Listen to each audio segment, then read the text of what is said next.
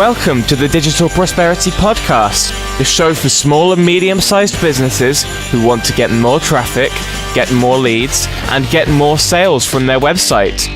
So if you want to improve your business strategy, stay up to date with the latest sales and marketing technology, and learn specific marketing techniques that can keep your business ahead of the pack, then this is the show for you, as the JDR Group brings you ideas, motivation, and inspiration to help you attract ideal clients and customers. And here is your host, Will Williamson. Hello, welcome to the Digital Prosperity Podcast with me, Will Williamson. Summer is now over. We are into September, into the autumn. This is the time when everyone should be getting back from their holidays and ready to have a really good push for the final quarter of the year to make 2017 a really, really good year. This week's show is called How to Follow Up a Website Lead. Now, I first want to start by qualifying what I mean by a website lead. What I'm not talking about is when you get an inquiry via your website or a quote request. Someone who has contacted you saying, I want what it is that you do. How much will you charge me for doing it? Can you come and talk to me? Well, I would class that as an inquiry. A lead is someone who would subscribe to a newsletter, puts their email address in to be sent a brochure, downloads a free ebook, attends a webinar. Someone who basically gives you their contact details but hasn't necessarily requested that you contact them about a specific project or a specific product. We would call that a lead. So how do you follow that up? Because most businesses are very good generally at dealing with immediate inquiries and immediate sales opportunities. But often small businesses are terrible at following up the more general leads where people have just downloaded some information or signed up on your website or have subscribed to your blog, because those are sales opportunities, but they take a bit of work and they do need to be followed up. Before I get into actually how to do it, it's important to understand the different stages of the buying funnel, the buying decision process.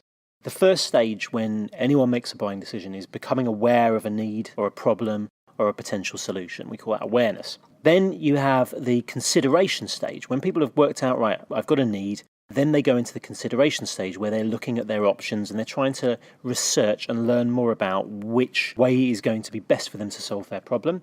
And then once they've worked through that stuff, they go to the decision stage, which is they've got a clear picture of what they want, and now they're just looking for the right vendor or the right version of the product or the right type of service or someone that does it in their area or whatever it might be. That's the decision stage. People who make inquiries are generally at the decision stage. People who just download a brochure are quite often in either the consideration or the awareness stage. Same with people subscribing to your blog or downloading ebooks or attending webinars. They're just information gathering and they're not at the decision stage. Most businesses are, as I said, poor at following these types of leads up. Yet this is an opportunity. It is a chance to start a conversation with someone when you get someone that interacts with your website in that way.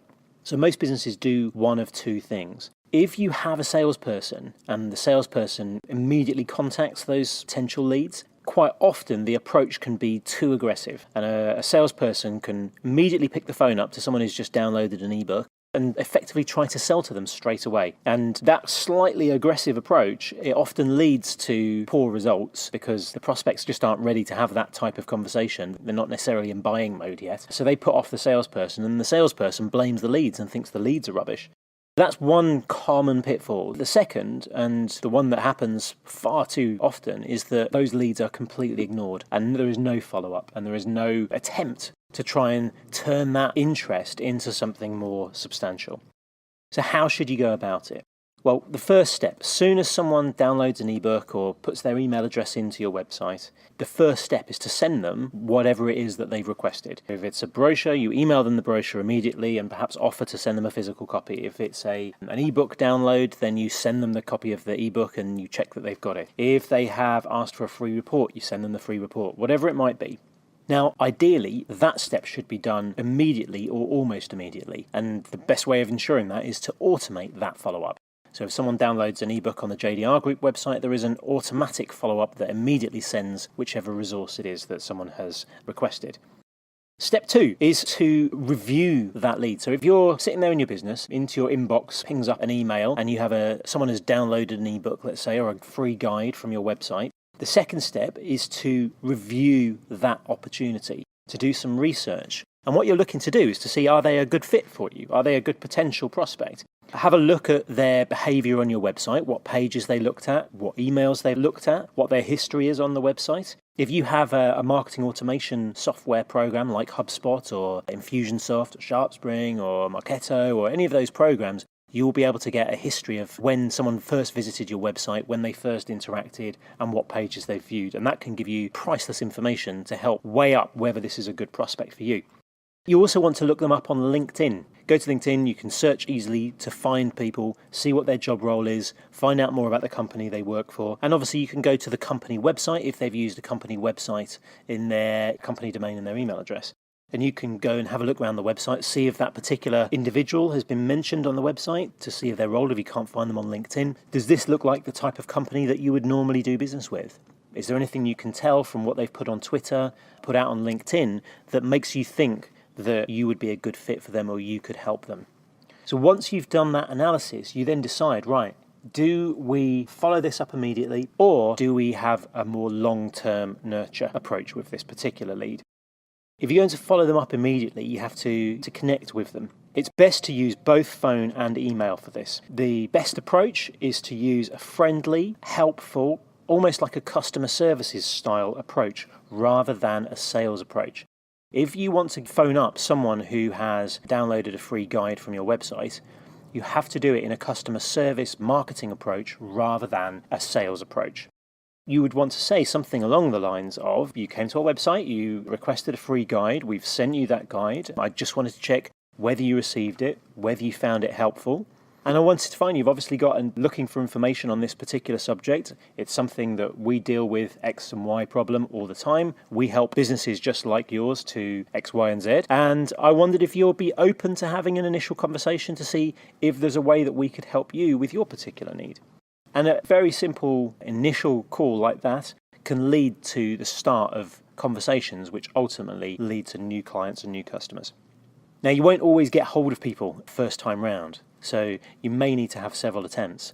I would always approach people by email, and I would always approach people by phone. Ideally, you would create some kind of cadence whereby perhaps your first attempt is via telephone to reach them. Failing that, you send an email. If they don't respond to that, perhaps you phone again. And then if they haven't responded to that, you send them an email that says, look, I've been trying to reach you. I'm going to leave it there. What we would call a breakup email. So that's an example of a sales cadence that you can use to follow up someone that has downloaded a brochure who you have determined is a good fit for your business. If you're unable to get hold of them, or you decide that you're not going to attempt to get hold of them because you don't see an immediate fit right now, the final step, step 4, is to put someone into a long-term nurture sequence. Now, there are 3 main big tips for this. So the first is you can use newsletters, blog subscription emails, some kind of regular broadcast email, and you basically build up a bank of email addresses of people who've shown interest on your website, and you send them a monthly newsletter or a monthly roundup of your blog or something like that as a way of just staying in touch. And the same content goes to everybody. That's the most basic way of doing any kind of follow-up and long-term nurture. A more advanced method is to use marketing automation software. So, as I mentioned, HubSpot, which is the platform that we use, but we also work with Infusionsoft and SharpSpring and Marketo and lots of others. So, some kind of program like that, where you can program an automated sequence of follow-up emails that have been specifically written based on behavior that this prospect has shown on the website. So if you're a builder, let's say, and someone downloads a guide to loft extensions, your follow-up email sequence would have lots of information about loft extensions. If they downloaded a guide about a 2-story extension to the rear of their property, your follow-up emails would be about extensions and the pitfalls of extensions and how to choose the right builder and that type of thing. And you would drip feed this content to them over a period of time to provide more useful information to hopefully help them as they weigh up their decision and as they mull things over. So that can be automated, and that can stop if someone unsubscribes or if they actually become a sales opportunity and you don't want to do that long-term nurturing, and all of that can be happening automatically. Now, the third thing that you can do with this long-term nurture and follow-up system is lead scoring. This is where the people in your database are given an automatic score based on their level of interest. So that can be calculated based on the number of visits to your website, the number of emails they've opened, If they view any kind of critical pages on your website, like a pricing page, a case studies page, maybe the contact page, they would earn more points. It could be based on their location, their job title, the amount of information that you have about them. So if you've got a database of, say, 10,000 prospects, lead scoring helps identify who the most interested prospects are from that database. And that enables you in the long run to not just be sending emails and staying in touch with people, but you can actually pick the phone up or make more direct approaches to people who've been in your database for a while if they start to show more interest. And that could be calculated, as I say, using lead scoring. It's important to understand when people are visiting your website, the majority probably are going to be in the consideration and awareness phase of their buying decision rather than the decision phase. That's why you get so few inquiries or sales compared to the overall number of people who look at your website. So for those consideration and awareness stage visitors, having free guides and free resources and webinars and brochures that they can download and sign up for is really useful. It helps inform them, and it means that you get their contact details so you can stay in touch with them over a long period of time. And understand that, particularly in a lot of business-to-business companies, a lot of service businesses, people aren't necessarily going to make fast decisions. It is absolutely valuable to get people's contact details early in their decision-making so that you can nurture and stay in touch with them. Doing this well and playing the long game and building up a pipeline will grow your sales, but it does need to be done right. And the worst thing that you can do is to do the first part, which is to capture the contact details via your website and not do the follow-up and the nurture, because that's the way to make it work. So I hope that's useful. For more information, go to our website, jdrgroup.co.uk. We have a free guide that you can download. If you go to the resources tab on the website, you'll see our digital prosperity blog, link to the podcast, link to our YouTube channel, and we also have a page full of free guides. One of those guides is called How to Get Clients and Customers Coming to You. The whole system we've developed to attract people to your website, convert them into leads, and nurture them into sales. Look forward to speaking to you again next week. Thanks again. Bye-bye.